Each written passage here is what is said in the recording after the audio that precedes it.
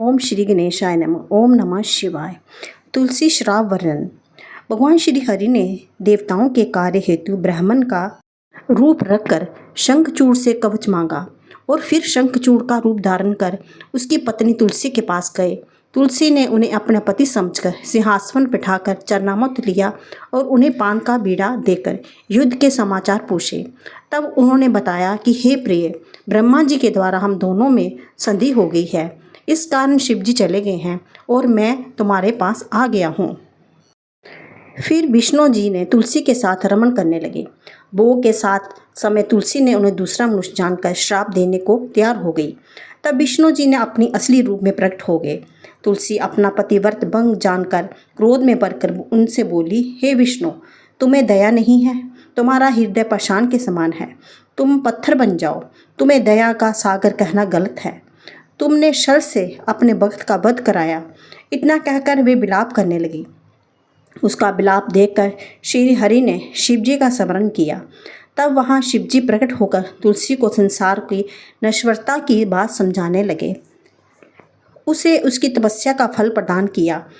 उससे कहा, तुम दिव्य रूप धारण कर वैकुंठ में श्री हरि के साथ रमन करो। तुम एक रूप से नदी, दूसरे रूप से तुलसी नामक वनस्पति बनोगी। क्षीर सागर की तुम पत्नी भी बनोगी। इस तरह तुलसी का समझाकर भगवान शिव शंकर ने कहा कि तुम्हारे श्राप से विष्णु भी शिला बनकर तुम्हारे साथ नदी के तल जल में रहेंगे।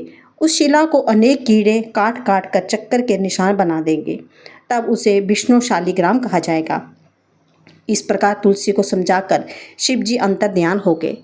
तुलसी भी शरीर को त्याग कर दिव्य रूप धारण करके विष्णु के साथ वैकुंठ को चली गई। इसके बाद तुलसी गंडकी नदी होकर बहने लगी। विष्णु जी ने नदी के तट पर पत्थर बन गए। कीड़ों ने उन्हें पत्थर को काट काट कर चक्कर के निशान बना दिए। वे पत्थर बड़ी ही पुण्यदायक हुए। हरनाक्ष वध। एक बार शिवजी पार्वती के साथ काशी नगरी में आए। वे काशी को अपनी राजधानी बनाकर रहने लगे। भैरव को काशी नगरी का एक रक्षक बनाया। वे वहाँ तरह तरह की लीला करते हुए सुखपूर्वक रहने लगे। इस प्रकार मंदराचल पर्वत पर पार्वती के साथ विहार करते रहे। एक बार पार्वती जी ने खेल खेल में अपने कमल रूपी हाथों से भगवान शिव जी के नेत्रों को बंद कर दिया। इसका परिणाम ये हुआ कि संसार में अंधकार का राज्य हो गया। एक विकराल मुख वाला, जटाधारी, सांवले रंग का, विकृत रूप रोम वाला अंधा मनुष्य उत्पन्न होकर नाचने लगा। इसको देखकर पार्वती आश्चर्य में पड़ गई। उन्होंने भगवान शंकर से पूछा, हे स्वामी, ये मनुष्य कौन है? इस पर वे हंस कर बोले, ये तुम्हारा पुत्र ही है। तुम्हारे द्वारा मेरे नेत्र बंद कर देने पर मेरे पसीने से के द्वारा उत्पन्न हुआ है। इसको तुमने ही रचा है। अब तुम अपनी सखियों और गणों की सहायता से इसकी रक्षा करो। तब पार्वती जी ने उनसे रक्षा कर प्रबंध किया। उसी समय हरणाक्ष नाम का दैत्य पुत्र की इच्छा से भगवान शंकर की आराधना कर रहा था।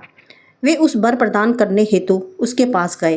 हरणाक्ष ने कहा, प्रभु, मेरे भाई हरणाक्षुप के प्रहलाद आदि 5 पुत्र हैं। मैं पुत्रहीन हूँ। वह शिव जी ने उनसे कहा कि मेरे अंधक नाम का एक पुत्र तुम्हारे जैसा ही शक्तिशाली है। तुम उसे पुत्र रूप में स्वीकार कर लो। तब उस दैत्य ने शिवजी पार्वती की प्रदक्षिणा की और अंधक के पुत्र के रूप में स्वीकार कर लिया। शिवजी वरदान देकर अंतर्ध्यान हो गए। हरणाक्ष उस पुत्र को प्राप्त कर देव, दानव, यक्ष और किन्नर सभी को विजय करके त्रिलोकी का राजा बना दिया। वे देवताओं को पीड़ित करने लगा। देवताओं ने यज्ञ स्वरूप 12 रूप वाले विष्णु जी की आराधना की। तब वाराह ने अपनी विकराल दाढ़ों से प्रहार करके राक्षस को मार दे चक्कर द्वारा हरणाक्ष को सिर काटकर अंत कर दिया और उसके राज्य पर अंधक का अभिषेक किया। फिर उसने पृथ्वी को अपने कराल दाढ़ों से उठाकर पाताल से ऊपर लाकर स्थापित किया। इस पर सभी देवताओं ने प्रसन्न होकर उनकी स्तुति की।